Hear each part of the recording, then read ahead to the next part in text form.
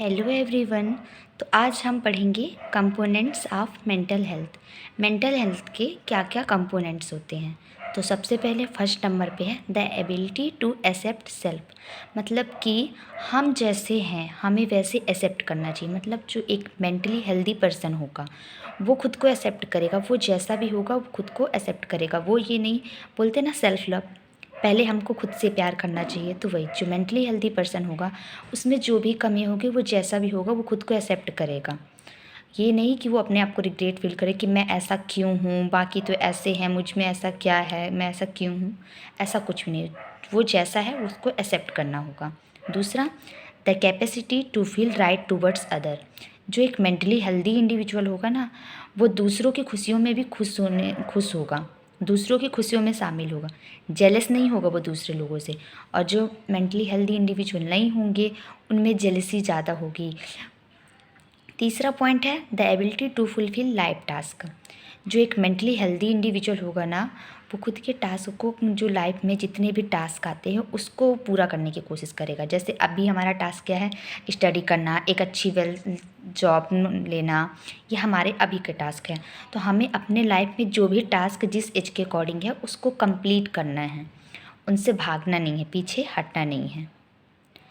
मतलब हमने कंपोनेंट्स में क्या देखा, पहला देखा कि हम जैसे हैं वैसे हमको एक्सेप्ट करना चाहिए।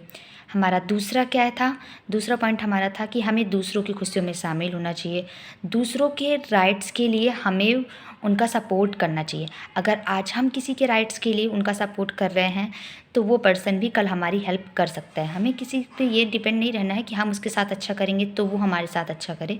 हमें दूसरों के साथ अच्छा करना चाहिए, दूसरों की खुशियों में शामिल होना चाहिए। तीसरा, हमारे लाइफ के जितने भी टास्क होते हैं उन्हें हमें फुलफ़िल करना चाहिए। हम एबल हो कि हम लाइफ के टास्क को फुलफ़िल कर सकें।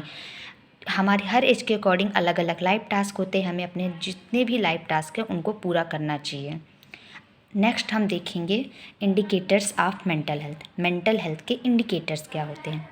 सबसे पहला है a positive attitude toward self. हमें खुद के लिए एक पॉजिटिव एटीट्यूड है, खुद के लिए अच्छा सोचना चाहिए, खुद के बारे में अच्छा सोचना। ऐसा नहीं कि मैं ऐसा क्यों हूँ, मेरे साथ ही ऐसा क्यों होता है, मेरे में ऐसी कमी क्यों है। जो है जैसा है अच्छा है। जब हम खुद के बारे में अच्छा सोचेंगे तभी तो लोग हमारे बारे में अच्छा सोचेंगे। तो जो मेंटली हेल्दी इंडिविजुअल होगा, एक पर्सन होगा, वो खुद के बारे में पॉजिटिव एटीट्यूड रखेगा। नेक्स्ट पॉइंट है growth and development and ability for self actualisation. Mental healthy जो इंडिविजुअल होगा उसमें growth and development continuous process होगी। मतलब अपन पढ़ते ही आ रहे हैं कि जो ग्रोथ एंड डेवलपमेंट है वो एक कंटिन्यूअस प्रोसेस है। अगर आप ही देखें कि बर्थ से लेकर अभी तक में अपन में कितना डिफरेंस आया। एक इन्फेंट से लेकर अभी के एक एडल्ट बन चुके हैं हम, एडोलेसेंस पीरियड में होंगे, कुछ कुछ एडल्ट्स हैं, सब में डिफरेंस आया, चेंजेस आए। तो ये ग्रोथ एंड डेवलपमेंट रुकनी नहीं चाहिए, कंटिन्यूअस प्रोसेस है। अभी हम जिस पोस्ट पे हैं, अगर अभी हम स्टूडेंट हैं, हमको जॉब चाहिए, हम एक नर्सिंग ऑफिसर बन चुके हैं। नर्सिंग ऑफिसर बनने के बाद ये नहीं कि बस हमारा सेटिस्फेक्शन कि हो गया हमें जॉब मिल गई, हमें उसके आगे बढ़ने की कोशिश करनी है। हमें नॉट सेट क्लियर करना है, जिसका जो एम होगा उससे आगे बढ़ने की कोशिश करनी है। मतलब कंटिन्यूअस लगे रहना है, कभी भी रुकना नहीं है, तभी हम हेल्दी कहलाएंगे। और जो मेंटली हेल्दी इंडिविजुअल नहीं होंगे वो अपने एक टास्क को पूरा करके उनको सेटिस्फैक्शन मिल जाएगा और वो रुक जाएंगे, उस काम को आगे करने की कोशिश नहीं करेंगे। तीसरा पॉइंट होता है इंटीग्रेशन, यूनिटी। मतलब हमें यूनिटी में एक साथ मिलजुल के रहना चाहिए। जो एक मेंटली हेल्दी इंडिविजुअल होगा ना वो जिस भी सोसाइटी कम्युनिटी में रहेगा वो आपस में मिलजुल के रहेगा। लड़ाई झगड़े वगैरह करना, इन सब चीज़ों में मेंटली हेल्दी इंडिविजुअल जो होगा इन्वॉल्व नहीं होगा। नेक्स्ट पॉइंट है autonomy. Autonomy means self decision. मतलब जो एक मेंटली हेल्दी इंडिविजुअल होगा ना वो खुद का फैसला खुद ले सकता, उसे दूसरों पे डिपेंड नहीं रहना पड़ेगा। जैसे कुछ लोग होते हैं जिनको हर चीज़ के लिए दूसरों से पूछना होता है, लेकिन जो मेंटली हेल्दी इंडिविजुअल होगा खुद के फैसले खुद ले सकेगा। क्योंकि कई बार लाइफ में ऐसा होता है कि हमें खुद के डिसीजन खुद लेने होते हैं, और हम 18+ हो चुके हैं, मैच्योर हैं, तो हम खुद के डिसीजन खुद ले सकते हैं। तो जो मेंटली हेल्दी इंडिविजुअल होगा वो खुद के डिसीजन खुद ले पाएगा। नेक्स्ट पॉइंट है परसेप्शन ऑफ रियलिटी। परसेप्शन में सिंपल समझ लो, हम किसी चीज़ को कैसे रिसीव करते हैं, हमारा नज़रिया कैसा है। हमारे पास जो रियलिटी, हमको उसको समझना पड़ेगा, उसको मानना पड़ेगा। ये नहीं है कि हम रियलिटी से भागे, हमें रियलिटी को रिसीव करना पड़ेगा।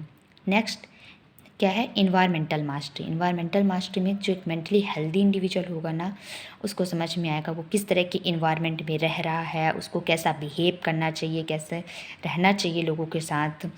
तो जो मेंटली हेल्दी इंडिविजुअल होगा उसमें ये सारी क्वालिटीज़ देखने को मिलेगी। पहला क्या, कि उसका पॉजिटिव एटीट्यूड होगा खुद के लिए। सबसे मेन इंपॉर्टेंट पॉइंट इसमें ये है कि हमें खुद के लिए पॉजिटिव एटीट्यूड, जब हम खुद के लिए पॉजिटिव एटीट्यूड नहीं रखेंगे तो लोगों से क्या एक्सेप्ट करेंगे।